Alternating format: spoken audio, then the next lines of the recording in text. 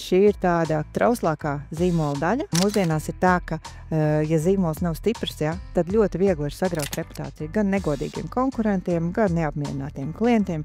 Tāpēc šī ir tāda trauslākā zīmola daļa, ko var sabojāt gan neveiksmīgs produkts, gan neveiksmīgs lēmums. Tā kā tagad, ja jūs redzējāt uzņēmējs, kur nofilmējā koncertā, kur viņš bija kopā ar savu kolēģi, nepiedienīgā pozā, varbūt viņam pašam tā šķita, un viņš noslēpās, un šobrīd viņš bija spiests atkāpties no amata lielā veiksmīgā uzņēmumā. Iespējams, ka viņa gadījumā šis zīmols nonāca vēl vairāk redzeslokā, jo es par šādu uzņēmumu nezināju. Efekti var būt dažādi, bet katrā ziņā zīmols ir ļoti trausla lieta. Tāpēc zīmola vērtība, arī tad, kad mēs nosakam zīmola vērtību, kad stāv zīmola novērtējumu, novērtējums ir konkrēti datumu, viņš ir spēkā 6 mēneši, ja?